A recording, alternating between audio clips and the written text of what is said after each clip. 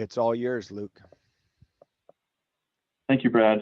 If you guys see a continue pop up on your screen, you do have to kind of consent to the recording there. So that'll help you get the view.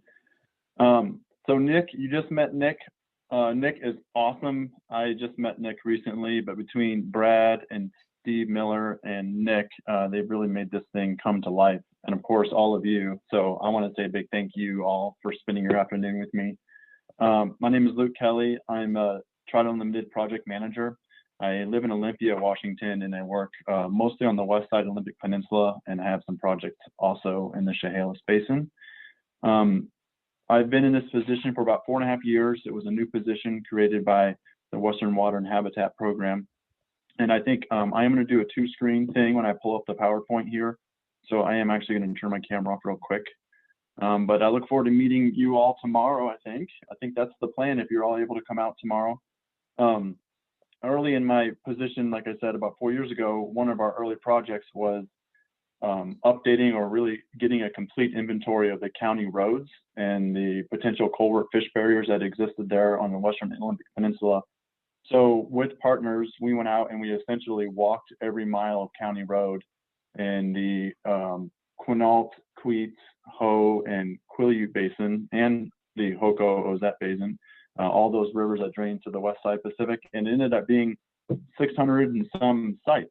So I got a lot of experience through that and a lot of working with DFW to make sure that we're doing the protocol right and everything. And if any of you aren't familiar with the issue with fish passage in the state, there's basically water everywhere in Western Washington, and it's incredible what salmon, steelhead, and trout will use. Things that are dry for half the year, they will use in other parts of the year. So these little culverts do add up, and there is a lot of work being done, especially in rural areas that don't have a good inventory or kind of a good handle on how many barriers there are, how bad they are comparatively, you know, kind of return on investment type of analysis. So I'm going to share my screen here, and we'll pull up the PowerPoint.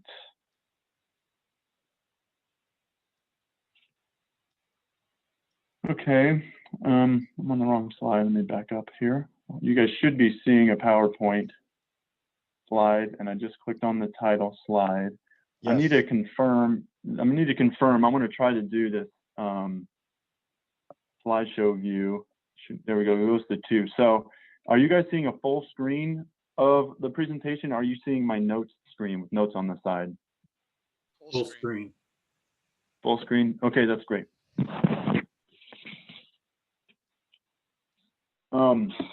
And before I get into this too, it's not as complicated really as it looks. There's a lot of background information, and you'll see that I'll skim over some of this.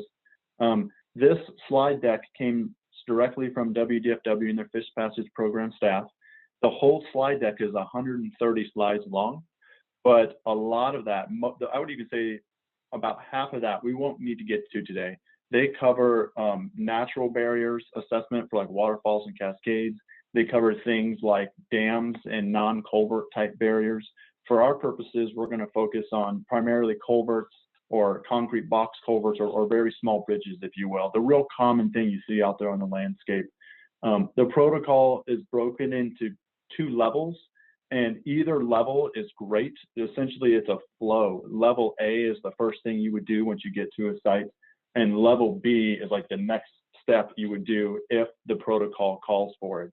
But when we get to level B, we'll take a quick break. I think that'll be a good time. And then also, we will go through level B and what you have to do there in that next kind of protocol, or that step 2 of the survey. But I think we're all in agreement with Triad Unlimited and our volunteers that if you're not comfortable doing level B measurements, or for some reason you want to practice more before you submitted level B data, by all means, having the level A data, even though in some cases it might not be a complete survey, is still very valuable. So I just wanted to point that out. So generally this class, when it was offered standard by WDFW, and they still offer these, especially when there's not pandemic lockdown, it's a 50% in the classroom, 50% in the field, and it's usually 4 hours in the classroom.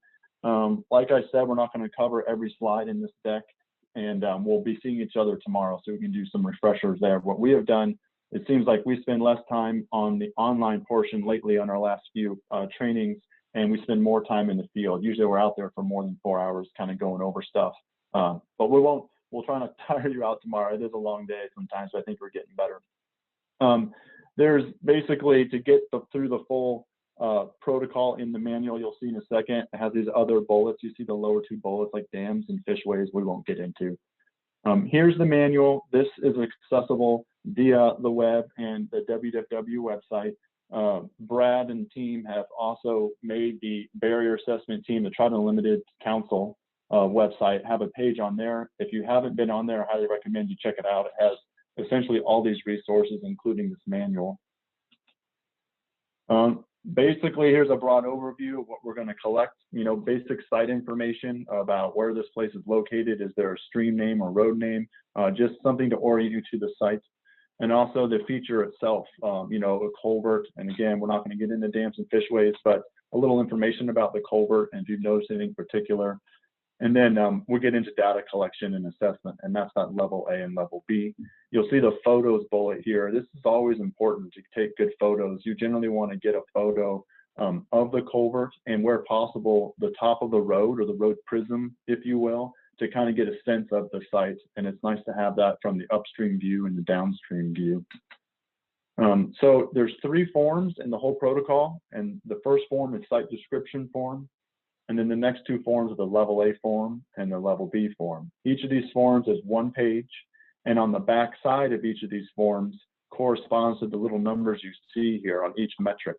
So on the back of this form, if you wanted to have a little clarification on what number 13 meant, fish use potential, there'd be a very quick jot summary on the back side, so that's helpful. I'm going to leave this form up, and you'll see kind of repetitive information on the next slide, but essentially the highlighted stuff is the most important stuff. When you get to a site, we want to, first of all, identify, does it have fish use potential? And that can be resident trout. It doesn't necessarily have to be things like sculpin and such. For this protocol, we're really interested in salmonids, so that's salmon, steelhead, and resident trout. So when you get to a site, generally you're going to take a look and see if it has fish use potential. And then the criteria is the next thing below there. You see number 14, fish use criteria, biological, mapped, physical, and other. So we'll talk about that. That's really important that we can wrap our heads around that, because that will trigger whether you want to survey this site with a level A or not. And then the other highlighted things here are pretty clear. A site ID, well, maybe not so clear. Sometimes before you go out, you'll have a site ID because you'll have looked at the WDFW database, or maybe you got a site ID from me or Nick or somebody else. But there are cases where we might find a site that you don't have an apparent site ID, and we have been given a bank of unused site IDs from WDFW. And again, Nick is the holder of that. So if you do find yourself at a location that you can't find information for, ask for a site ID. And then, of course, latitude and longitude. That's critical to know the exact location. Pretty basic stuff, but latitude and longitude, if you haven't had to kind of collect that before, we'll show you how to do it tomorrow. We have GPS units with our survey kits. So there's the site information form. All of the stuff that's not highlighted is not critical. And a lot of it you can figure out back at the office with just the latitude and longitude. For example, the fish use potential. So onward here, site information. We just talked about all of this, so I'm going to continue on. And then here's the fish use potential slide. So generally, you're going to say yes, no, or unknown, of course. And then you have to choose a criteria, like why are you saying yes as fish use potential or no, for example. And there's 4 levels. Biological is by the best. Obviously, if you see and you can confirm a salmonid, a trout, or a salmon at the site, that's a real confirmation of fish presence. Mapped is another element or criteria here, and that can be found on multiple databases and layers, and that's not something that we expect our folks to master or to look up beforehand. And in that case, we can figure that out later. So you can say unknown for fish use criteria even. Physical we'll talk about on the next slide, and physical is often the most common for a yes, because you'll get to a site and you don't have that that mapped data layer in front of you. You didn't look at it beforehand because you weren't sure where you were going, and you don't see fish because that's more rare than, or more common than not to actually see fish at a site. So you're going to say, well, physically, it does match a fish use criteria. And then go to the next slide, and we'll talk about physical criteria. So Eastern and Western Washington are different just because of different climate regimes. And you can see here a scour line width, that's the width of the stream channel, greater than 2 feet in Western Washington, with a gradient of less than 20%, which isn't always easy to get, is what will fit into a yes, this does have fish use potential to the physical criteria. I'll get a pause. I think I have a question.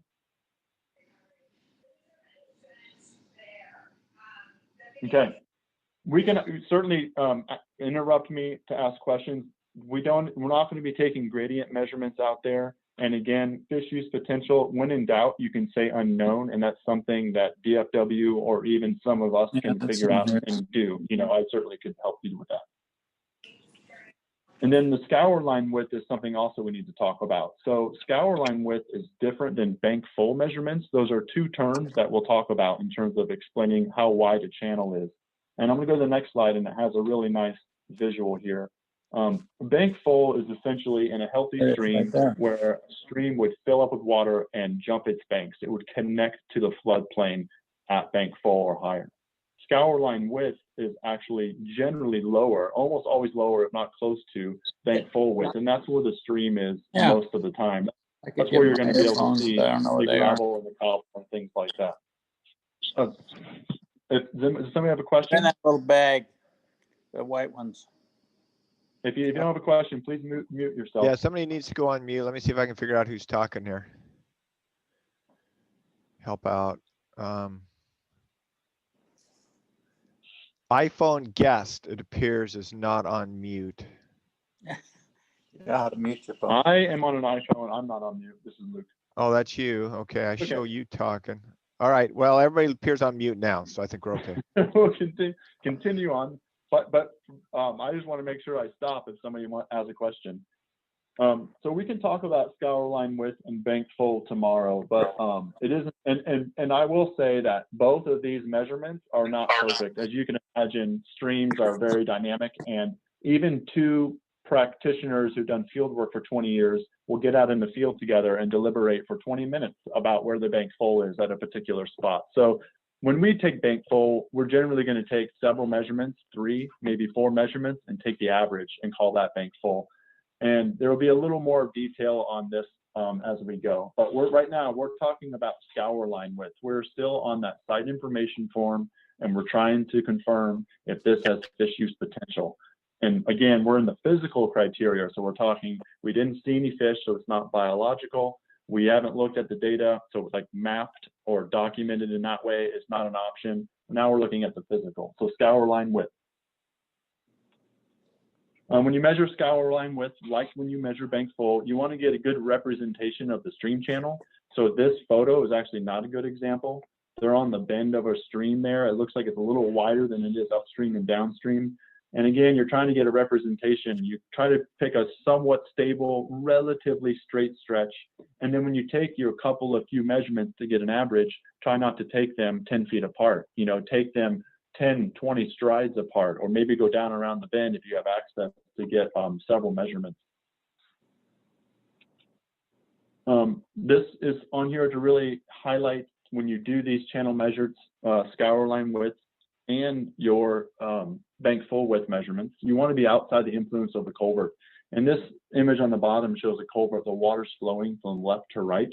An undersized culvert, that's basically too small for the stream channel, will actually get a sediment wedge on the upstream end of the culvert, and you'll see deposits and kind of almost a wider scour area on the inlet.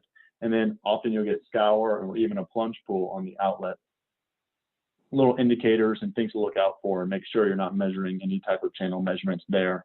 There is a time when we're obviously going to be measuring right in the culvert and around the culvert, and when there's a plunge pool, we do measure pool measurements, but that's different than what we're talking about in terms of the natural channel measurements. This non-fish bearing streams, DFW does appreciate sites that potentially look like they could be fish-bearing streams, or sites that maybe local knowledge might know more than their information has. So if you do spend some time out there and you get to a crossing, a stream and road crossing that you think is worth jotting down, go ahead and use a site information form, get that latitude and longitude, and make some notes. You know, it says here, record physical channel measurements at present if there is signs of that scour line width anywhere. And then, you know, any kind of description of the channel or notable things. So fish passage barrier conditions, this is showing you what makes a barrier. And these are different conditions to cause this, and you get to know some of these. There's only a few of them to remember.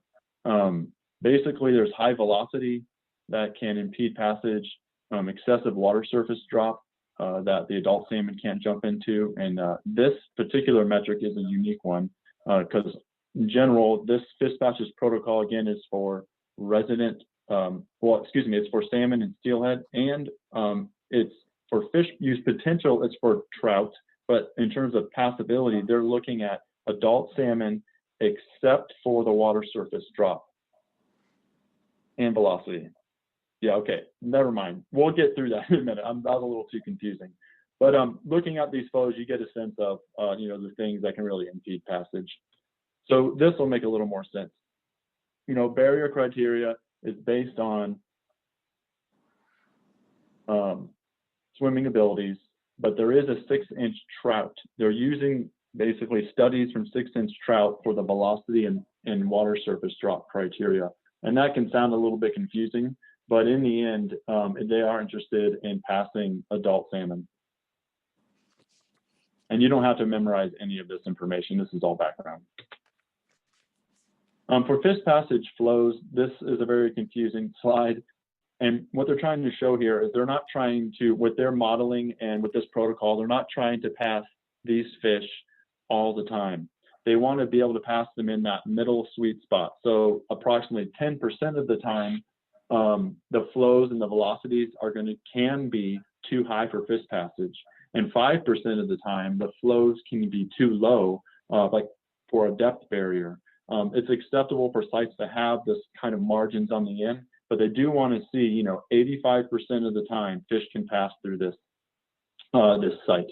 So again, more background, you don't need to memorize any of this. This particularly comes into play with the level B surveys, where at the end of the survey, you take your data sheets and you put them into a computer model, a hydraulic model. It's really not too complicated. It's really user-friendly once you get used to it, but then it spits out these different flow levels and whether or not your culvert is passable. But that's really what we're talking about here, is the kind of the end of the level B hydraulic modeling. So adult fish do have requirements. There's velocity criteria just for actual being able to swim up a culvert, but then there's also depth criteria. This is not my favorite slide, but I think you get the idea. You need to have a certain depth, particularly to pass adult Chinook. Jumping requirements, 0.24 meters is the threshold where it starts becoming a barrier. And if you think about that, you know, 0.8 feet, almost a foot, let's say 9.5 to 10 inches, that's pretty high up there. So there are a lot of culverts that might appear to be a barrier because they have a little water surface drop, but it might not be that 0.24 meter threshold. And passability, again, this is all just kind of an overview, and then we'll actually get into the level A data sheet, and it gets a little more interesting, I think. But instead of passability being a yes or a no, they do compartmentalize it, and they admit that this is not a perfect science. But you have, when you designate a barrier as a yes, it's either going to be 33% passable, 67% passable, or in the worst case scenario, it could be 0% passable.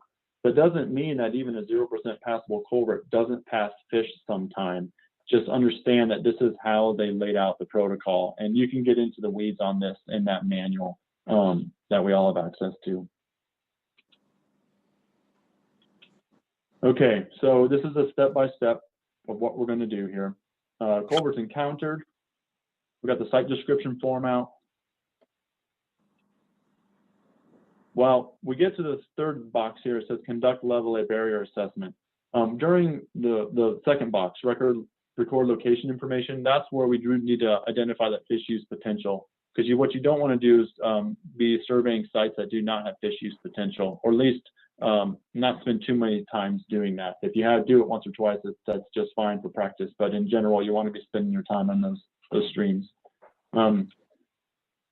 So this is where it starts showing you the flow chart. I think I'm going to fast forward through this. This will make a lot more sense once we get through some of the level A sheet.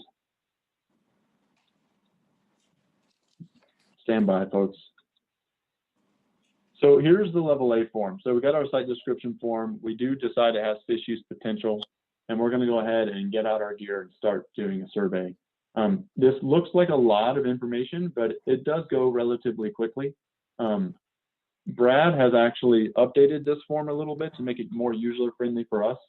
I think I have the final copy of that, but we'll see it tomorrow. Brad will, I think, have made some copies. If not, we can certainly talk about it.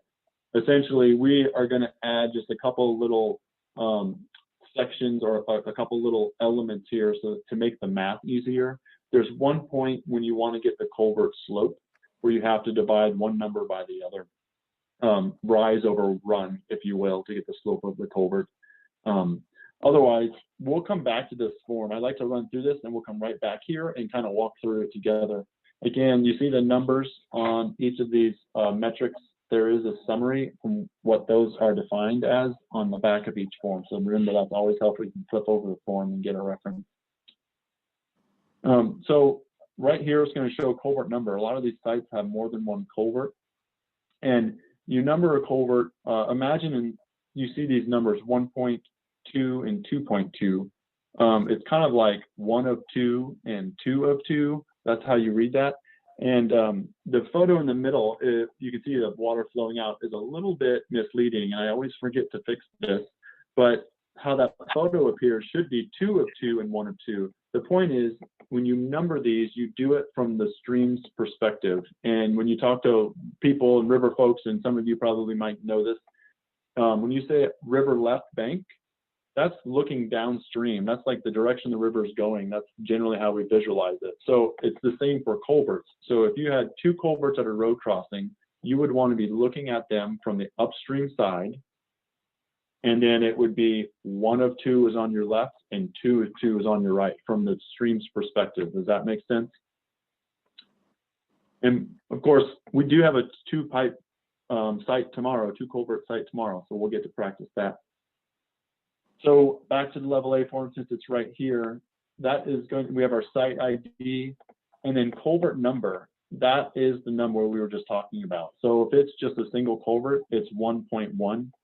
And if it's multiple culverts, you'll have multiple level A forms. You'll have one form for each pipe or each culvert. So you could have, like, if there was 2 culverts, you'd have the same site ID and then culvert number 1.2, and the other sheet would say 2.2. Sometimes you can have culverts that are not really active in the channel. And how you decide that is if the invert, which is the bottom of the culvert, if the invert is still within the halfway point of the lowest culvert. So the one on the far right, that circle that's outside of that elevation or that line, is considered an overflow culvert and does not need to be surveyed. And again, this says from the upstream end. There's our numbering. And then they are making a comment here. It's good to make the comment if you see an overflow pipe to go ahead and call it. You know, we have an overflow pipe that says 0.61 meter round corrugated steel overflow pipe on right bank. So this is really interesting. Look at this photo. Now, we're not looking at it from the upstream view. It appears that that pipe on the right, what we're going to call from here 2.2 or 1.2, excuse me, because we're looking at it from the downstream end. But that other pipe looks like we should survey it. But when you look at it the correct direction from the upstream end, it's actually pretending that's the same pipe. It's actually out of the way there. It's outside of the protocol. So technically from the upstream end, this pipe on the left should not be surveyed. It should get called an overflow pipe and, you know, properly noted. Yeah, so I forgot about some of these animations here. This was kind of a joke.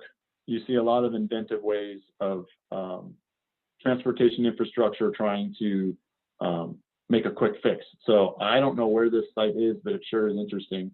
I have seen out on the coast a lot of sites that have had retrofitted pipes next to them, on top of them, or slip line where they slide one pipe through the other to just replace an old corroded pipe. The issue with that is now you have a smaller tube to convey the water, and oftentimes barriers become worse barriers. Anyway, you never know what you're going to see out there. So when you get to a site like this, do the best you can to take some measurements and photos. So this is also in level A. It's going to ask you what material the pipe is made out of. And again, you can always reference the back. It says PCC and CPC on the level A form, but on the back, you can look up what those mean. Precast concrete, cast in place concrete is pretty rare. Here, looks like we have a cast in place box type culvert. Most of the time it's precast concrete, even with box culverts these days. We have steel, and CST is corrugated steel. There's also an SST, which is a smooth steel. CAL, corrugated aluminum. There's the smooth steel. And PVC is anything plastic. And plastic can come in many shapes, sizes, and colors, corrugated on the outside and out on the inside, etc. PVC is all plastic. Here's another steel culvert, structural plate steel. Structural plate steel is identified, one, to make sure it's steel. That's why we often carry a magnet in our survey vest, just to confirm if it's aluminum or steel. Magnet will stick to steel and not aluminum. Structural plate means it was assembled on site, so look for bolts or rivets where they've actually assembled the pipe together. Almost always structural plate steel or aluminum would be seen on larger culverts. You don't see structural plate steel or aluminum on smaller culverts. Timber, that's some really old stuff I've seen out there doing that for sure. That interesting photo there, that one on the top left, if that's timber or not. But sometimes I have a site right now we're working on the Olympic Peninsula, and it's two old, it's a miniature stringer bridge, essentially, with two old logs and an old slab of concrete put on top, and it's a barrier. And masonry, you see a picture of that and what that would mean. I have not seen that myself. So span and rise jargon, this is basically measuring the size of the interior of the culvert. And you see some of the terms here. The invert is the bottom inside of the culvert. That term is used often just because we measure off of there a lot, and that's a common kind of a benchmark to start from. On the soffit, it's nice to know the inside of the top and the crown is the outside of the top. The view on the bottom is really important to understand. Sometimes culverts are cut with a beveled end, or how they're aligned with the stream can be a little misleading. When you measure the span, or that's the width across the middle of the culvert at the widest place, you want to make sure you're perpendicular. You want to do the green line, not the red line, and that probably makes sense. You want to get the true span of the culvert. And then culverts also come in different sizes. You know, this is called a squash shape pipe, and you want to take the span again at that kind of widest spot toward the bottom, and same for the rise. The lower right here is a picture of a gravel probe, or also a tile probe. The gravel probe comes in handy when you have a culvert that's countersunk, meaning it has stream bed material in the culvert and throughout the culvert. We'll talk about countersunk in a little while. You need to find that bottom invert to measure off of, so that you know exactly the size of the pipe, or as close as possible anyway. So that's one of the tools we bring with us, is the gravel probe, and you'll see that tomorrow. And then we'll measure water depth in the culvert. Where possible, you really want to measure that about 6 inches in from the culvert outlet. There's reasons for that. Generally, you're trying to get a sense of where the fish are going to be entering the culvert. There are times where a culvert is corroded completely out. I've seen this a lot on older pipes, where the water exits the culvert through corroded holes halfway down the pipe, a third of the way into the pipe, or even just a foot inside. So when you're measuring the water depth, just try to get inside the pipe about approximately 6 inches from wherever the water exits. And if you can't get that done, you get a representative depth. You try not to do it from the inlet where the water flows in, but sometimes you gotta just make a judgment call on what the water depth is for the fish trying to enter the pipe. Here's Culvert Shapes, and you can see the 3 of the 4-letter abbreviations here. You know, as you can imagine, round is really common. Squash is not all that uncommon actually on some older pipes. We see some ellipses. Boxes are really common. That's what's being, and these arches are being installed a lot these days. Generally, if you see a box installed, it will be a stream simulation, meaning it's countersunk and it has that stream bed material. And arches are great in terms of restoration. That's what we want to see, a properly installed, engineered, and the size of that structure is really good for streams to have their more natural processes happen. Water surface drop is something else we're looking for. You can have water surface drop anywhere in the pipe, at the inlet, in the middle of the pipe, and at the outlet. As you'd imagine, most commonly it's at the outlet where water is pouring out of the end of the pipe, and it often makes that plunge pool. But there can be times where there's a break in the pipe, or there's some type of a water surface drop that can create a barrier. One example is our baffles. There's a site I can pick up a really large pipe you can walk through to tributary to the Hoh River, and they put steel little steps in the culvert to try and allow fish to get through. So it's a little bit steeper stream, and rather than have the water rush down it, they put these baffles and put sediment in the baffles. And the idea is that the fish can kind of make their way through.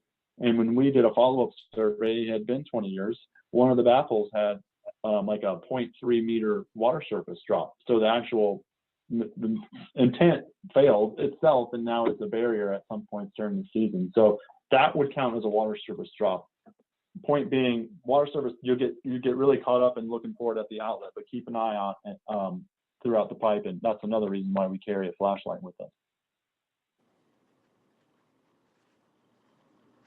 Let's see here. Measure all the water surface drops present whenever safely possible.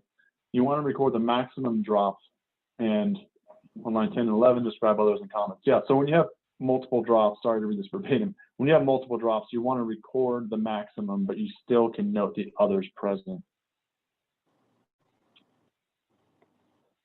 This, I'll go ahead and advance. I think this has, yep, think like a fish.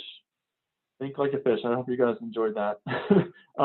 You can see here the water comes out of the pipe and it cascades over riprap boulders. If you're a salmon and you're trying to jump into this pipe, you wouldn't be able to jump from where the water first contacts that riprap. You'd have to jump all the way down at the pool. So when you measure water surface drop, you really want to think about what is the true surface to surface drop, horizontal water surface to horizontal water surface. And that's what you're going to want to measure. This is actually pretty common to see. They're getting fixed now, these big water surface drops, but to see a fish-bearing stream with a water surface drop cascading over riprap is a common thing. Oftentimes, a riprap is put in after the fact because the stream bed is lowering due to the scour of the undersized pipe.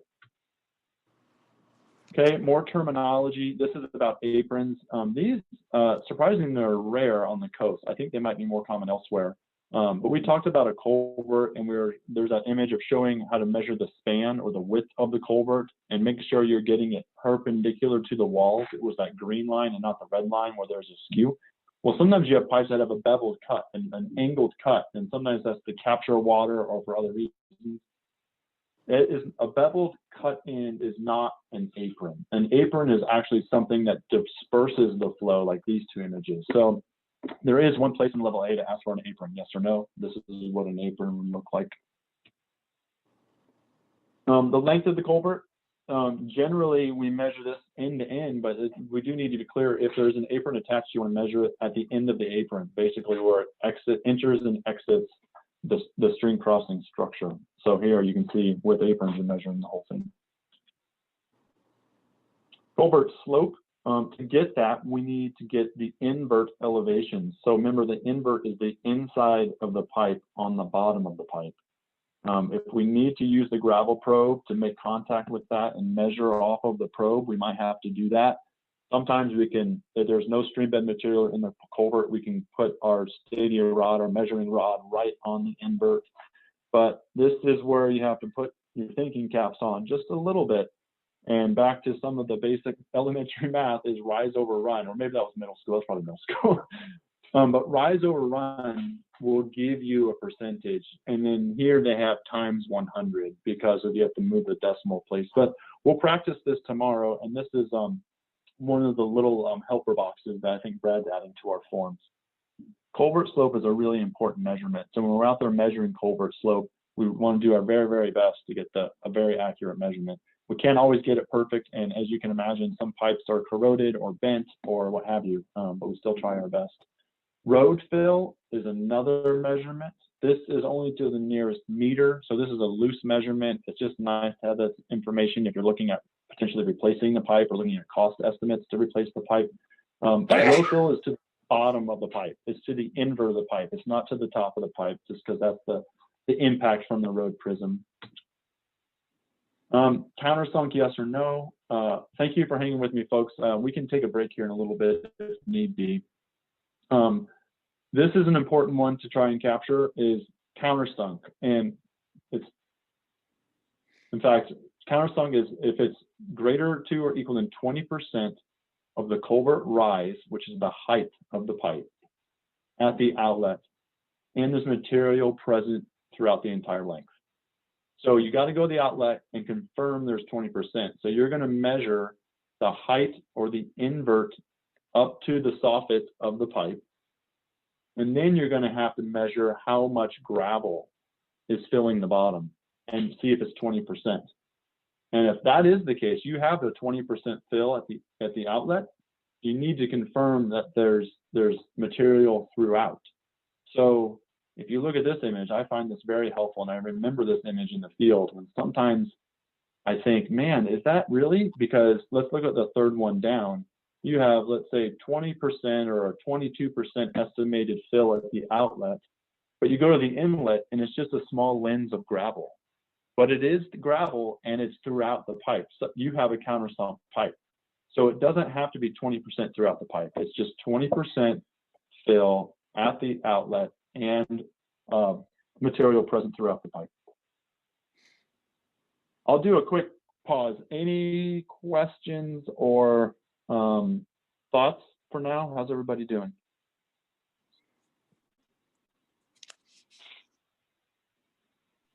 Okay. I think I'll take silence as good news. We're about halfway through the slides. I'll finish up level A, these level A slides, and we'll go back to the level A form and just kind of walk through it, and then we can take a quick break or at least pause for questions. So backwatered is also on the level A, yes or no? And this is another one to try and wrap your head around. This picture here is clearly backwatered, basically meaning slack water. They updated this protocol last year, 2019, and they changed the definition to backwatered. So that might be some conditions. If you start doing multiple sites, you might, when you find backwatered sites, you might find areas that we are calling backwater now that were not called backwater then, or actually were called backwater then, but not backwater now. Essentially, backwater is a culvert considered backwater. I'm reading, sorry. The average velocity of the entire length of the culvert is visibly slower than the average velocity in the adjacent channel. And the old definition was very little or no visible flow throughout the entire length of the culvert. So it's when you have a very, very slow culvert. So this is showing us an example where you might think that's backwatered, but then suddenly you look at the inlet and the water coming in is clearly moving. So that's not backwatered. So it's important to check both ends of the pipe. Again, if you have any question on backwatered, that definition is right on the back of the level A form. Sometimes you get into tide gates and things like that. That is not really what we're going to be getting into. WDFW has been developing a tide gate protocol, which I'm interested in somewhat on the Washington coast. I have one tidally influenced barrier we're working on, but it's not a tide gate. But that's something that I would recommend we not get into. If you are surveying a stream and you run into this, by all means, maybe take note and location, but I would not recommend taking much for measurements just because that's a whole nother protocol. Yep, it can be barriers. Then we have racks. like this. There's actually going to be a rack at our site tomorrow. Purpose for racks, they're really trying to keep the drainage from being plugged, or sometimes they want it to plug so they can maintenance it and be able to pull it out easier. Racks can also impede fish passage. If they're a small grade, the adult fish can't get through them. So that is something that is on the level A form. And then here's a rack. This will look similar to tomorrow. Is you want to see at the smallest opening is under a certain threshold. So as you can see on the bottom of the slide, if Chinook are present, anything less than 0.3 meters can be a barrier. And if Chinook are not present, then it's that 0.24 meter threshold. Again, I believe that information is on the back. You may not know if Chinook are present or not, but when in doubt, you can measure the openings in the rack, and if there's anything smaller than a 0.3, go ahead and record it. Fishways, this is just giving you some background. There's all kinds of things you'll see out there. That lower left corner is, those are baffles there. So that example I mentioned where baffles became a barrier, there are much larger baffles in that scenario. But then you have certain things that help fish pass. You can see multiple things here. I've in the past talked about the top right photo. Looking at the gradient of that stream, I would call those more of a channel grade stabilization. They're trying to do stabilize the channel grade so that if they replace a pipe, or if the channel is starting to do a head cut or incision, this will stabilize the channel so that the water stays at these relative elevations, if that makes sense. So sometimes if you're not sure if it's a certain kind of fishway, or maybe it's a channel grade checkpoint or a channel grade crossband, you can just note, take pictures. Of course, you don't have to know the names of any of these things. Now we're into Bankfull width. Remember we talked about scour line width for that site information form to try and identify if it has fish use potential. Now we need to get into Bankfull width. And this is, other than the slope of the culvert, water surface drop, and some of those important elements, Bankfull width is a big deal. A lot fulcrums on this measurement. So again, try to get outside the influence of the culvert, take several measurements, and average them. And we'll do some of that tomorrow, of course. Here's a picture. It shows the last slide really noted the vegetation. The vegetation change really helps for Bankfull width. Scour line width is usually easier to see because you'll see the scour, see the roots are on the left are literally scoured out, and there's gravels right on the right. But Bankfull is not always easy to tell because banks aren't always flat on top where it connects to the floodplain like that previous image. So sometimes you have one bank to work with or not, or you got to go elsewhere to measure Bankfull. But just can't emphasize enough the importance of understanding the Bankfull measurements. Again, we kind of covered this already. Measure perpendicularly. You want to measure a horizontal, like as water would flow, and not just to the top of, or where the ferns start on one hill and where the ferns start on the other hill, because that might not be the actual level of water would be at. So this point being to a point at the same elevation on the opposite bank. Bankfull width indicators. We can talk more about this tomorrow, but changes in vegetation, lichen, shape is a really good one that can be, depending on the stream, but it can really tell you where Bankfull is. Not so good to measure Bankfull here. There's a plunge pool in a larger root wad right at the location they're measuring. So there's a lot of stream activity there.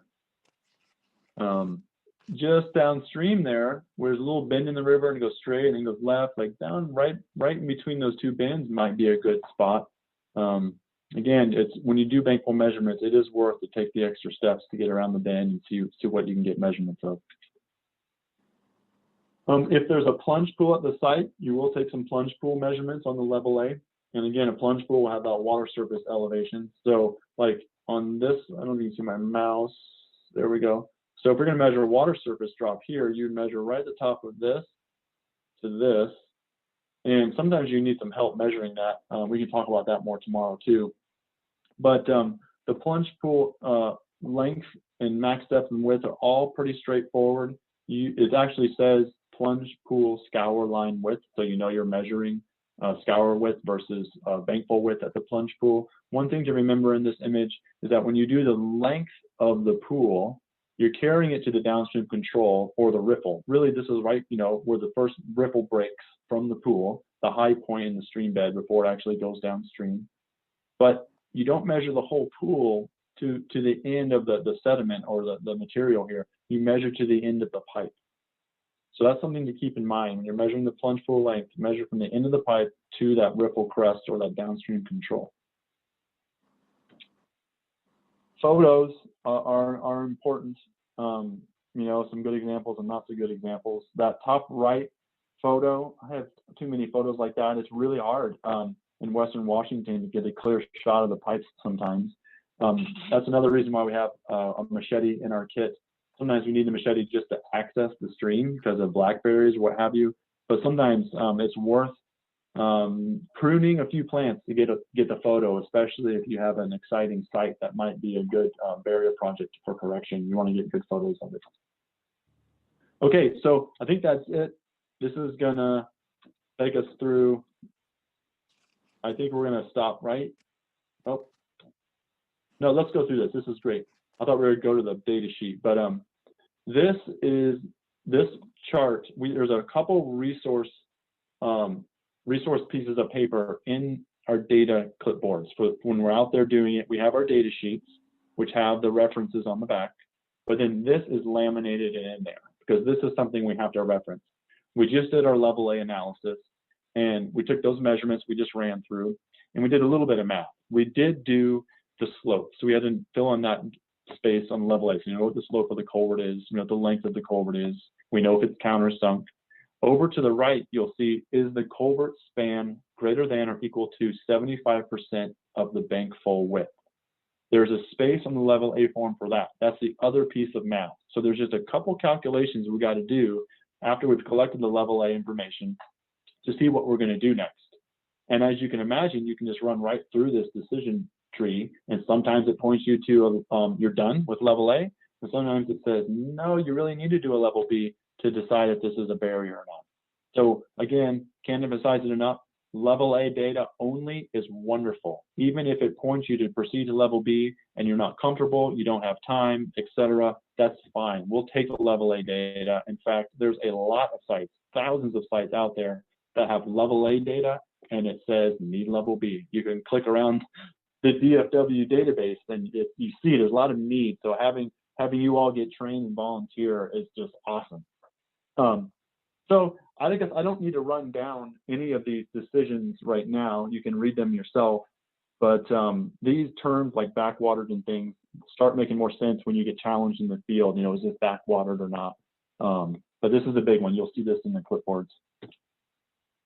And then let's just say, well, actually, let me back up here. We do need to go to level A. Is there a water surface drop greater than or equal to 0.24 meters? That second box, yes, it's a barrier. And then there's another way where we look at these tables on this slide. This is also laminated in our clipboard. There's like one other resource table. And it shows you if you have a water surface drop, how much barrier it is. So there is a site tomorrow we'll peek at. We may not survey, but we're gonna have to look at this chart to see how much of a barrier it is. And then also slope. And slope is something we can get if it's not a countersunk culvert. We can look right at this chart and know if it's a barrier or not using the level A. Again, this makes more sense when we're stepping through it hands-on tomorrow. So we talked about this for a minute, but level A for multiple culverts, you do a level A form for each culvert. And barrier status and passability is based on the most passable culvert in the series. So you could have 2, or you could have 10 culverts. Let's just say you have 5 culverts and 4 of them are 0% passable and 1 of them is 100% passable. Guess what? You have a passable site. This is a great video. It's getting a little outdated now, but this is a great refresher. There's a link to this on the BAT website, the council's website, and you can Google it and pull it up pretty quick too. You'll see some of the forms in there. You see the flow chart in the right side image there with the diamonds and arrows. that was the flow chart we were just looking at. So point being, this video was made, 7 or 8 years ago. And that was before they updated some of the forms and the protocols. Essentially, the research and literature in terms of fish passability and their tail beats and their strength to swim against velocity, most of that science has not changed. It's mostly the layout of what they've changed. So, here we get to level B. So let's not go to level B. Let me pull up a different screen before we break. Hang with me, please. Oh, here we go. I pulled up my very own, I thought.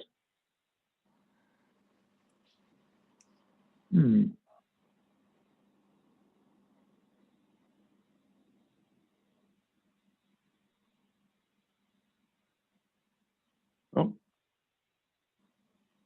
what I wanted to do. Let's hey, hold on, folks. You know what? Let's do. I'm gonna pull up the level A form, and we'll just kind of talk through it a little bit.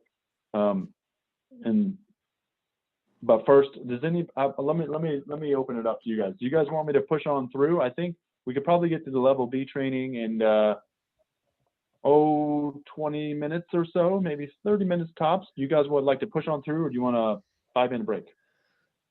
Luke, let's take a break because we haven't even been doing the level B training anymore on this. We'll have a separate class around that. So. Oh, we did talk about that, Brad. I'm sorry. Okay. Well, so let's go ahead and I'll pause the recording and let's take till 5 after. How's that sound? Yeah, we'll do 5 after, and then Brad, you want me just to stick with level A? We'll go back to the level A form and just kind of walk through it together. Yep. And okay. then we won't do level B. Awesome. Okay, sounds good. All right. See you in 5. So, Brad, you sent me an Excel. Yes. Were you going to do I thought I saw a Word document that was like, or like a scanned-in version on a Word document where it's a field data sheet with the calculations on the field data sheet.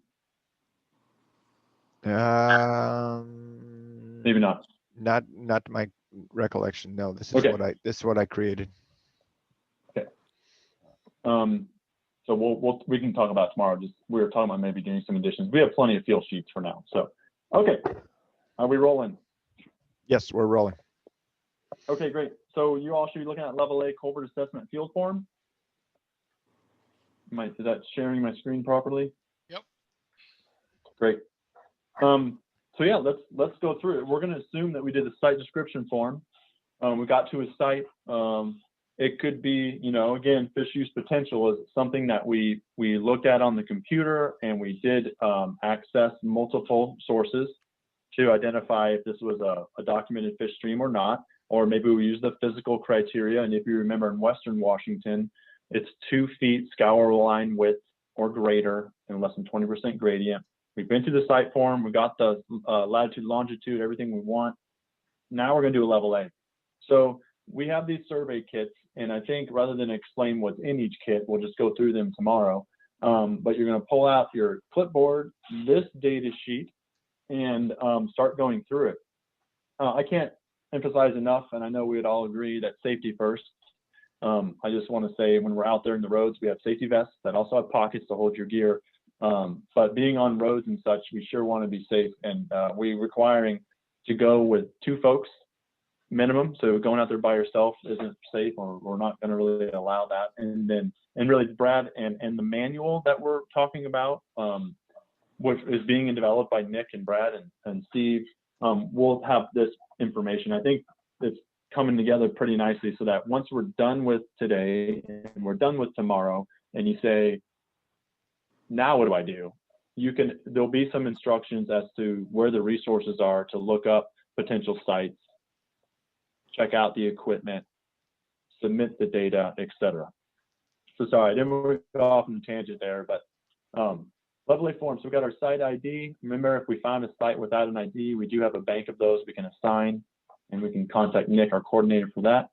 culvert number, again, most of the time, that's going to be 1.1, meaning there's only one culvert and we're serving the one of one. Crew, you know, names, initials. I'd recommend, if you're comfortable with it, putting your full name on these. These field data sheets, we may someday go to a tablet, which is no surprise, to collect, you know, data on your phone or a tablet or something like that. But while the culvert, from my opinion, all the sites, I mean, 600, we're over 700 now. There's a hard copy scanned in our database. So, and there have been times when I've gone back and looked at the scratches and the notes and the writing, and oh, that's a 3, not an 8. I can't emphasize enough that these data sheets are very, very valuable and important. So by all means, take notes, show your math on the side, you know, and we'll talk about that tomorrow. But there is value here. And if you're comfortable with it, go ahead and put your name, or maybe put your first initial and last name, just in case we have a question. Maybe we can track you down. Obviously, date, culvert description, material. Does everybody have these memorized? I'm just going to quiz me now. Precast concrete, cast in place concrete, corrugated steel, smooth steel, corrugated aluminum, structural plate steel, structural plate aluminum, PVC, which is plastic, timber, masonry, other. The span is the width of the culvert on the interior at its widest point. That question has come up on a corrugated culvert. If you measure the inside of the corrugation, you know, the amplitude, if you will, or like the deepest part of the corrugation, most pipes aren't large enough to really get to that, or most pipes aren't uniformly round enough to get to that. You'll see a round pipe, but its span and its rise, you know, the height and the width are off by a little bit. That's okay. Just measure what it is, and you'll see that change from the inlet versus the outlet. Generally, though, if you think it's almost round or it's supposed to be round, go ahead and call it round, and capture the actual measurements there. If I had to answer like on a bigger pipe with a corrugation, I would measure the narrowest, not the narrowest part, but the peak of the corrugation, you know, where it's poking in toward the center of the pipe. That's kind of capturing, you know, how much water at its maximum can flow. So on a bigger corrugated pipe, you get into that. Level B also actually has you measure the corrugation because of the hydraulic model. They want to measure roughness and things. Water depth in culvert. And remember, that's not always easy to get that measurement, but you want to aim for getting it about 6 inches in from the outlet of the pipe. And water surface drop, that's that surface to surface drop of water. And you want to think like a fish. If the water comes out of the pipe, it drops down and cascades over riprap or boulders or a log that fell through the pour over, and then down to the pool. Measure from the pool to the surface of the water just inside the pipe. That's another thing too. When you measure the surface of water on a plunge, on a water surface drop, you can't always get something to measure off of because water splashes you when you try to touch it with your measuring utensil or what have you. And we'll talk about that a little bit tomorrow. Sometimes we can use the tile probe, and you'll put it into the pipe, and just about the elevation that you can estimate that water surface to be at, and you can measure off of that. You try to get kind of creative with that one, but definitely an important measurement. Remember that threshold to become a barrier for water surface drop is 0.24 meters. And it's surprising where you'll get sites that are 0.39 or 0.239, you know, I mean, they're just above or below. And then somebody else measures it right there next to you or the next day, and it is a barrier. So there's that threshold. It's good to keep in mind where those thresholds are for level A. In particular, the couple of metrics that can lead to a barrier. And that is for level A, that's the water surface drop, and that's slope when it's not countersunk. So drop location, inlet, outlet, interior, we talked about that. You know, use your flashlight and take a look in the pipe for multiple reasons. If there's a big break in the pipe or there's a big dog leg, it's good to note that in the notes. It doesn't have to necessarily be a water surface drop in the pipe to make note. If there's something going on kind of fishy, it's good to make note of that because it can affect hydraulics, and maybe that would trigger some interest from me or somebody else to do level B, let alone yourself. Apron, remember an apron is generally attached, but it's where the water diffuses out of the pipe, or even collecting water coming into the pipe, like a funnel or a diffused outlet. It's not an angled cut culvert. It's not a culvert with a beveled cut. Road fill depth, not critical, just to the nearest meter. You can estimate this. You don't necessarily have to use our elevation, our laser level to measure the road fill depth, but to the nearest meter. And again, you're measuring to the invert or the bottom of the culvert to capture the whole road prism. Culvert slope.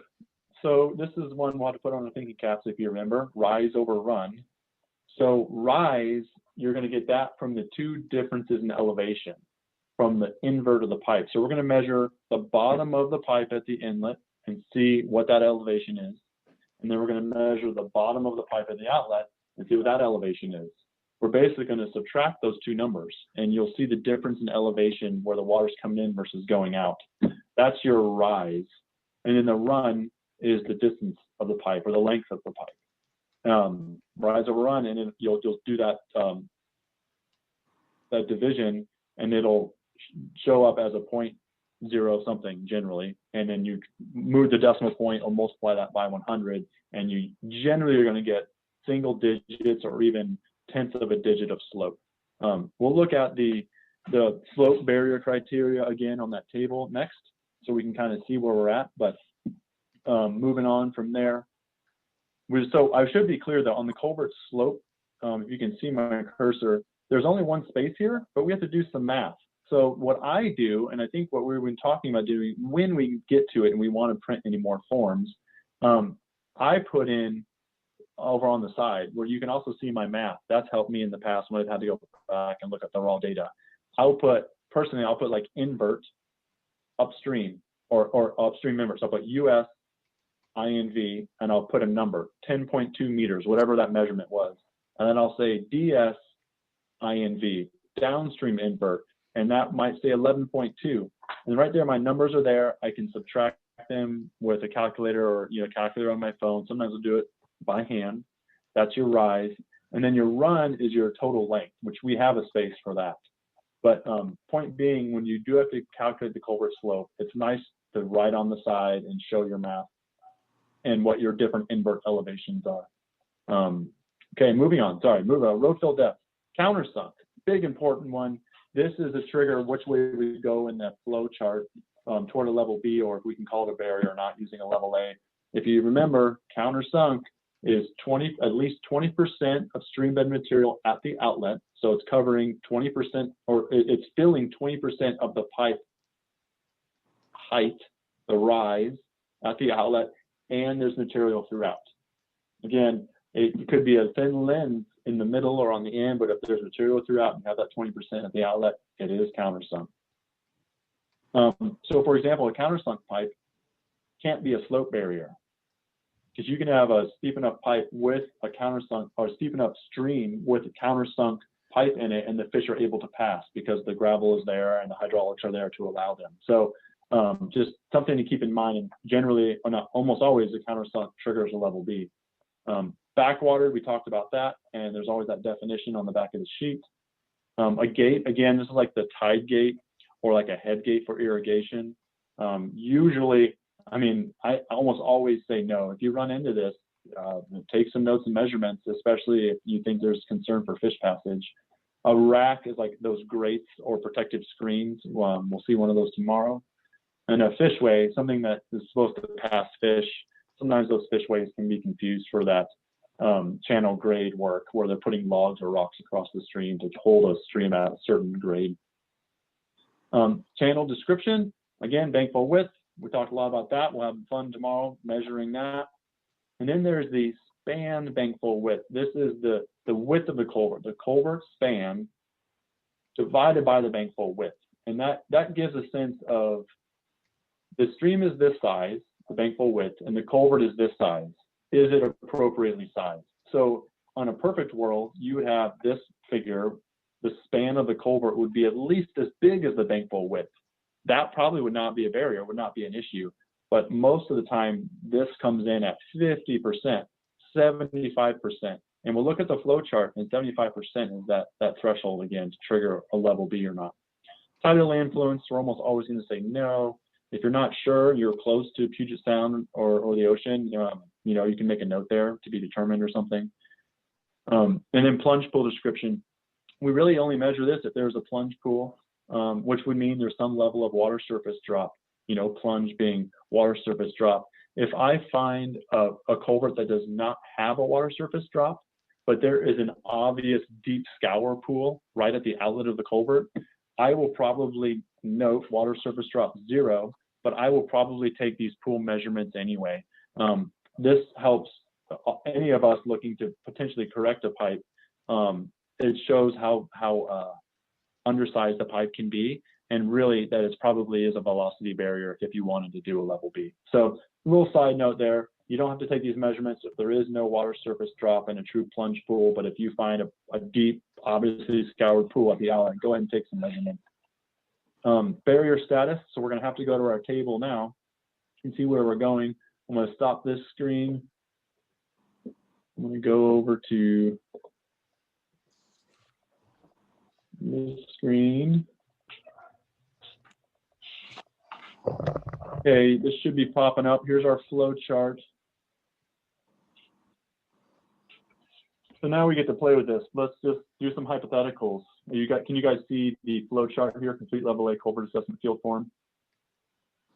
Yep. Yeah. Thank you. So we had our water surface drop of greater than 0.24 meters, and we can play with what percentage of passability that would mean from the table. Look at the table next. Let's say there was not a water surface drop. Is the culvert countersunk? Let's go right and say, yes, this one's countersunk. You still collect your level A information, by the way. If you find it as countersunk and you look at this flow chart, you still want to collect the information before you give up on level A. There's just fill in all the blanks if you can. So here's that ratio. Is the culvert span greater than or equal to 75% of the Bankfull width? And if it's countersunk and it's 3/4 of the size of the stream, basically, greater than 3/4 of the side, it's a passable culvert and you're done. A lot of the time, even I would say most of the time in my experience where I work, it is not greater than 75% of the Bankfull width. Again, you see the importance of that Bankfull width measurement here. Then you need to proceed to level B. So let's go back up and let's say there's no water surface drop. It's not countersunk. So we're going to go left of that box. And we have to decide if it's backwatered. Generally, in my experience, almost always no. Is the slope greater than or equal to 1%? Boom, you got a barrier. So you can see the 1% slope or greater when it's not countersunk can become a barrier. That's pretty darn common. Slope barriers are really common. But there is still the potential, this is probably rare, but if you go, is slope greater than or equal to 1%? No. So now you have a culvert that does not have a water surface drop. It's not countersunk, not backwatered, but it has a very low slope. It's most likely not a barrier, but it could be with the hydraulics. So then that's where you have to say proceed to level B, and that's where we might get into depth or velocity barrier. So that's you can kind of see where the level B kind of pulls on you when you need to go there. But essentially with the level A, we can get barrier status on water surface drop and slope when it's not countersunk. So one more screen I want to share is. Oh, actually, I was on the same one. I actually put these together. There's different tables, but it was just page 2 what we were just looking at. So this is actually the exact sheet that's in our field kits, this clipboard. So popping up, you'll see the flow chart, but on the back side, I just compiled the reference tables. And the top table should be popping up for you now, table 3.1. That is for the level A. The bottom table is for level B, but I include all of it just for my own benefit, but really for our level A, you only need to look at the table 1. So you get a water surface drop right there tomorrow in the field. Oh, it's 0.39. Let's look right now. I mean, when you get into this, it's kind of exciting to see if you have a barrier or how big the barrier is. And you can see here, 0.39 is 33% passable. Once you get over a 1 meter water surface drop, then you get to 0% passable. And you can see the same for slope. You have these reference tables. You'll see a longer pipe greater than 18.3 meters right here. When you get a longer culvert, the ability for the fish to pass goes down pretty darn quick because they have to swim through a longer culvert. So you can see how some of the thresholds change between the length of the culvert. So again, we didn't really harp on length too much, but length is affected, is part of the slope measurement and getting that slope calculation. And then when you get culverts, especially on rural county roads, it seems like they're between 18 and 20 meters. So that 18.3 threshold is a very critical one to measure the best you can when you get to the culvert length, and you're right near that 18.3. So, but that's about it. For me, I guess wait, one more thing I wanted to harp on is the photos again, is definitely want to, well, actually I have two more things I got to do here. Sorry, folks. I'm going to switch screens again. Photos, inlet and outlet. And sometimes if you see channel features, you see any type of fish passage structures or fishways, or there might be a channel gradient checks and things like that. You can certainly take pictures. On the level A form here, we got the barrier status, and we can look at our flow chart and the table and maybe say yes, no, or unknown if it points you to a level B. Then the percent passability if you do know it. And then significant reach. So this is one that we might not be able to answer. This is really important. This is different than the fish use potential. Remember, fish use potential was on the site information form, and it had the criteria of biological mapped, physical criteria, or other. This, we're going to look at this, number 30. So on the right, here's the backside. So the backside looks like. And this is something we may not be able to do because you have to walk the stream. And you don't have to be a habitat expert, but if you're not comfortable making a call, you can just say unknown. But here it says indicates whether there is 200 linear meters of potential fish habitat upstream and downstream of the culvert. So we're generally, for level A purposes, we're not asking people to walk 200 meters upstream and downstream and make that call. But I will say, if you went to the fish use potential in the site form, and it had, let's say, physical criteria. You didn't have the data, you didn't see fish, but boy, this looks fishy, and it's over 2 feet, and it's not too steep. It's not over 20%. And then you get to level A form, and it's asking you about, is this a significant reach? Depending on your visibility and your gut instinct, you can make some comments here.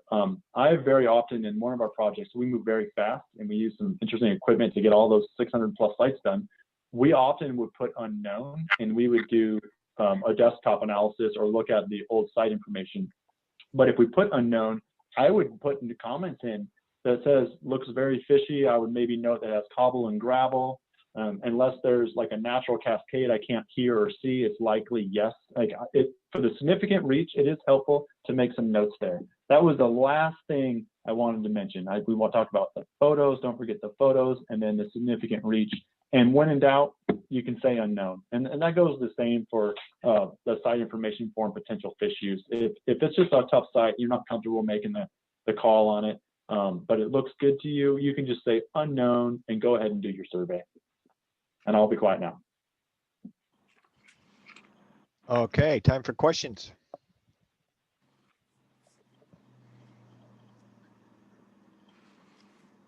Hey, Brad, this is Jim Black. Yeah, fire away. Can you give me a bigger picture view of how often we'll be out, how we get together to go out, and Sure. that kind of thing? Be happy to. First of all, we'd like you, obviously December and January are going to be tough, let's face it, but let's talk about when the weather actually decides to,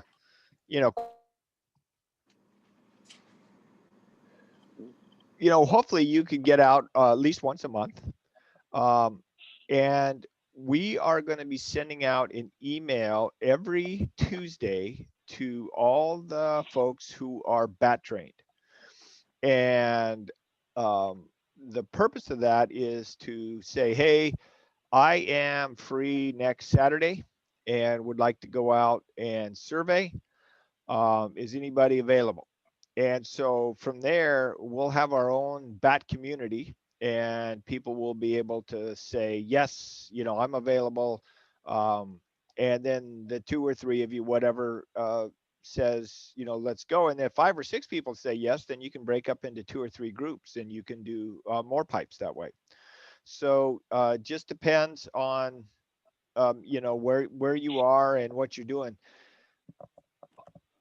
If you don't lose this, you will use this, you will lose it. I'll guarantee you. I know that a bunch of folks did a training a little over a year ago, and I doubt hardly any of them remembered much when we started retraining this fall because of COVID. You know, we just weren't able to follow through. But really, you know, it's up to you. We're certainly not gonna not gonna beat on you to go out and do this. But it should be fun. I've already done a few with people. We always have a good time, good conversation. It's fun when you get to pull the machetes out and hack your way down in, you know, through the blackberries to get to the, especially in my case, it's been on the downstream side. And you know, it's a good time, especially again when COVID's not such an issue. You could probably, you know, go out and have lunch, or you could take your lunch, or you know, you could turn it into a fun day.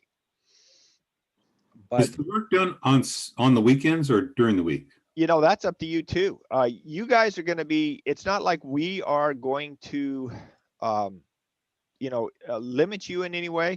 I know that Steve has done some midweek ones. I know that Nick has done some midweek assessments. It just depends. If you're retired and you want to go out and you can say, hey, look, the weather looks like it's going to be great on Tuesday. Anybody want to go?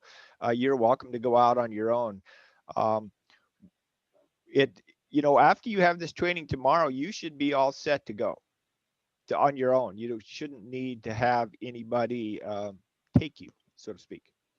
And the area that we're going to be working? So right now, you know, it's within what would be a reasonable distance of your home where you want to go. There is a map. Luke, we may want to pull up that map.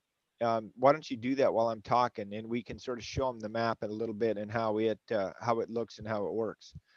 But you can go to this map that is on the BAT page, and you can look for culverts in your area, and you can pick them out. And Luke, let's go through the information, what they can see, and rather than me just prattle on here.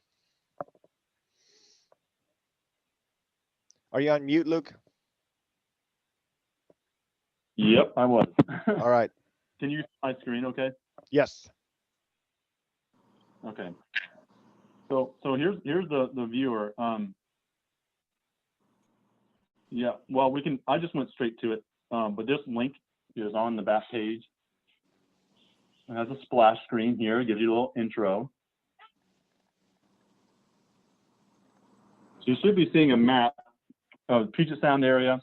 There's some lower Columbia area.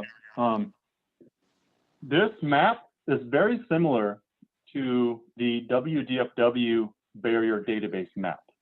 They have an online map themselves, and that link is also on the BAT page. It's good to reference that from time to time.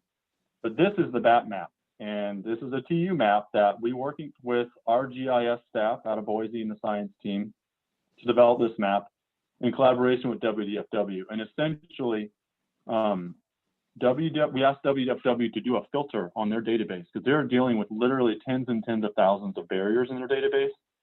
And with our training schedule and where we're at now, DFW has provided these sites, and they have filtered out sites that we should not be surveying or interested in. Sites that were just recently surveyed by WDFW, sites that are in the Washington and Culvert and Junction case, like Washington State roads, those have been removed. Natural barriers, for the most part, have been removed from here.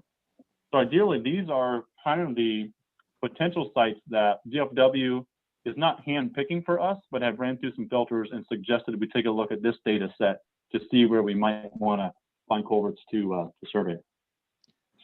And we will be adding culverts in the Ellensburg area, and then some more out on the OP too, as we have people being trained in those areas. So we will expand this map over the next month or two.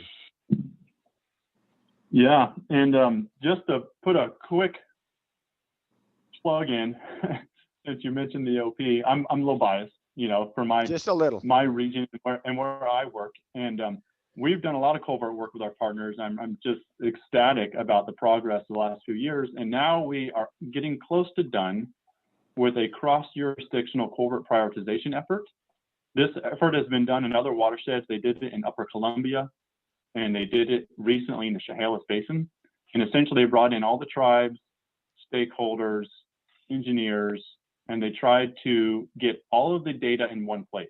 So what we're doing in Olympic Peninsula, we're using 7 different data sets from Olympic National Park, the Forest Service, the DNR, WDFW, some of the tribes, et cetera, and we're putting all the data on one layer. So we can look at the barriers across a landscape versus just across land ownership or other, you know, stakeholder priorities.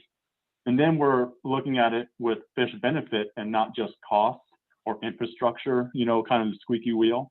And it's really showing us what barriers are most important to the fish, at least from our modeling efforts. So all really exciting stuff. And as a result of that, about 6 months or so from now, I'm going to have a list of barriers that we're going to want to go out and either ground truth and survey again, or survey for level B because they need a level B and they never got one. So on my end, in my region, I would love to organize a project to go back out and get some surveys done on the Olympic Peninsula. Of course, we could always wet a line if any of you are anglers, which I assume some of you are. But there's my little plug for the coast and OP. So Luke, why don't you go let's look at the Maple Valley area just and zoom in on that and pick out a culvert and show what information is available and what it looks like. So Right down here, you see. Okay, go ahead. Sorry. I'm just going to kind of zoom around here. My bandwidth, for some reason, is really low. I'm not sure what you guys are seeing. It's not loading as quick as I thought it would. Hopefully you can see my cursor here. I'm at the bottom, highlighting the blue circle. Yes. So there's a base map gallery here. I'm just going to click on this. This gets really useful when you're honing in on site. I like to do imagery. There's the imagery. There's the hybrid. Here's imagery. Yeah. Right here. So I'm going to keep it on where it is now, because with the topo, you can see the colors pop out of these different sites, and that can give you an indication if it's a barrier or not with current data. So when you zoom in on a site, remember, you can change the base map to all these different options, but the imagery one using aerial or satellite imagery is really nice. We also have the legend here. I'll go ahead and click on that. Pretty self-explanatory. I will note here, NHD Rivers, this is the National Hydrography Data Set. This is where we think rivers are. And there are definitely a lot of cases, especially with this work. This is where this TU and our volunteers can add a ton of value, is there are places where streams and roads cross that have no blue line. And there are places that salmon swim in streams that have no blue line. So there's all kinds of efforts going around the country to update this NHD layer, and some places have done it. We're looking at doing it over on the coast. But just keep in mind, if you're ever out there and you see a stream that looks like it could be a fishy stream, and you take a latitude and longitude and you don't see a blue line when you bring it back here and you look on the map, that could be a hot site. That could be something to really talk about and you know, maybe get some information on. But anyway, you can go down here and you just kind of see what these different elements mean. So we got base map, legend, and then there's a layer list. Pull that up. So right now, all we have open is this layer, which is that filtered data set that DFW gave us. But we also have presence and of these fish species. Now this is where you could come back, or before you go, you could see, if you click on Chinook, this is pulling from the Salmonscape, and the Northwest Indian Fisheries Commission has their own map. They call it SWIFT-D. This is legit. This would be mapped. So let's zoom in on a site. And just remember, presence, spawning. In fact, we'll just leave that up. We want to look at, I like steelhead. I'm a little biased. So look at these red lines pop up. Presence, spawning, rearing, mostly you'll just see presence, absence. But you see the map and how it's changed here. We have now we know steelhead streams that are mapped. So when it comes to fish use potential, we can say mapped on this one. And we can zoom in. And look, we have a barrier right here on Highway 18. So again, this is on Highway 18. I'm surprised DFW left this one in here. But you can click on the dot and you can take a look at it. Stream name, latitude, longitude, gives you the county.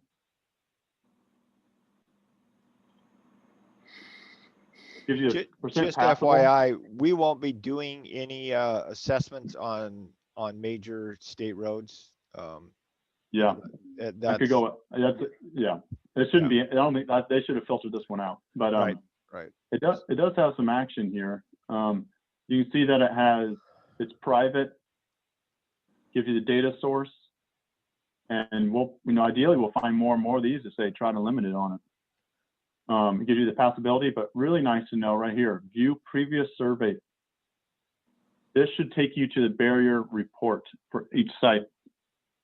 Yep, here's a report.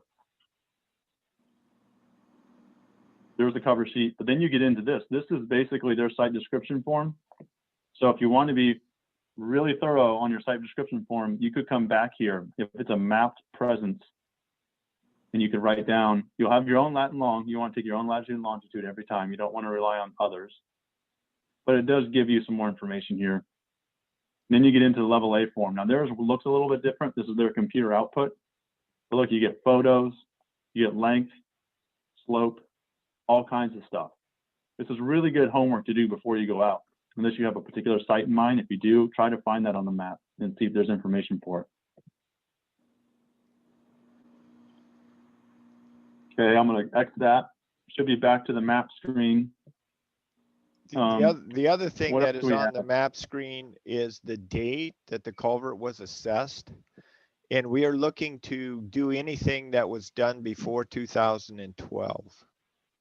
So even if it's been done, like that one was 1999, if it was one, it would indicate one that we would want to redo.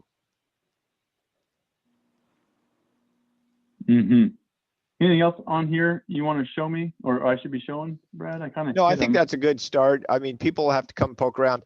The other way, if you're looking for a place to assess, you can get hold of Nick, and he can, help you find some culverts in your area to go out and look at and work on.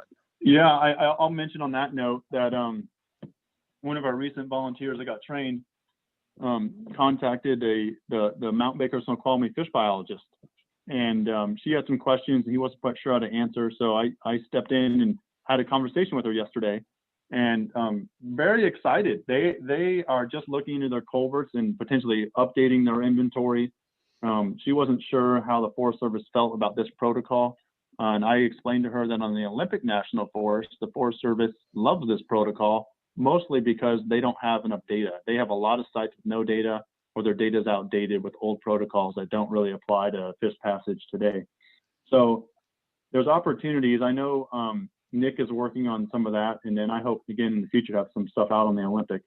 But hopefully we can get more filtered data too. So between the more filtered data we get from other areas in Washington, we'll get that from DFW.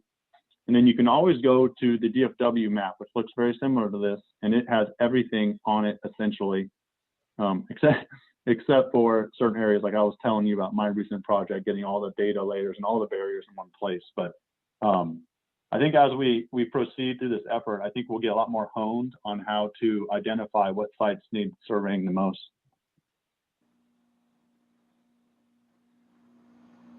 Did we answer your question? Yeah. Is there any priority list around to work off of? We actually are trying to figure out how to do that. As Luke said, WDFW gave us this filter dump off of their webpage, And we want to try to work more closely with them to see if we can get a more specific list of culverts. That's still in the works.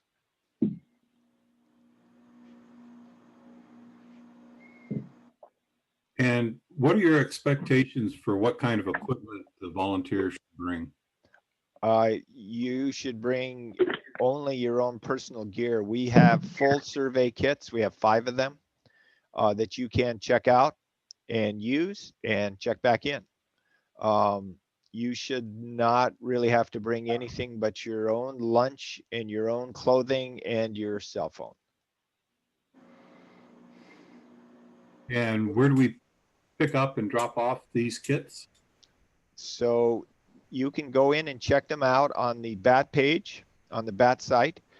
And we will have, again, through Nick, we'll coordinate, you know, where the kits are going to be stored in individual volunteers' homes. And you will be able to, you know, coordinate with one of the volunteers who has a kit, who is storing the kit, and work with them to figure out, you know, when's a good time to pick it up, use it. We figure you'll probably have it for a week, right? That's, you know, we figure by Tuesday, you'll know where you want to go, arrange to pick it up, use it, and then have it back by the following Tuesday. So somebody else can check it out. But that'll be just coordinating with you and the volunteer who has that equipment. Okay, that makes sense. Thanks.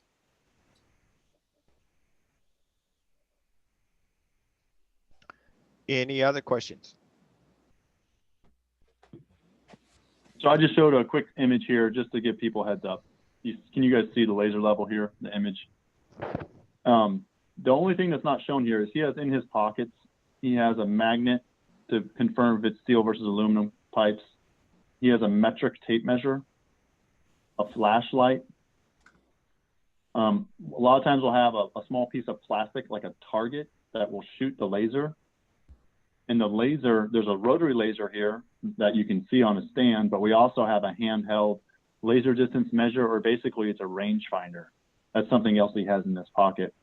And the only other 2 things that aren't, or 3 things, I guess, is the clipboard for field data sheets, a machete, and the gravel probe. That's all the equipment, and you'll get your hands on all of that tomorrow. And you want to be very careful if Steve Miller picks up the machete. You want to get way, way back because he's a wild man. Having a bad day. If this didn't make sense, don't worry. It shouldn't truly make sense. And that's why we actually have the field work, so you can do hands-on. Everything you see in this picture, you'll use tomorrow. And everybody will have a chance to do hands-on. And we will encourage it. And if you don't get hands-on on something, speak up, and we'll make sure you get hands-on on it so that you know what's going on. Any other questions? I think this is going to be a lot of fun. I'm excited to get started. Cool. We're excited to have you volunteer and get up to speed. So I'm going to go ahead and stop the recording.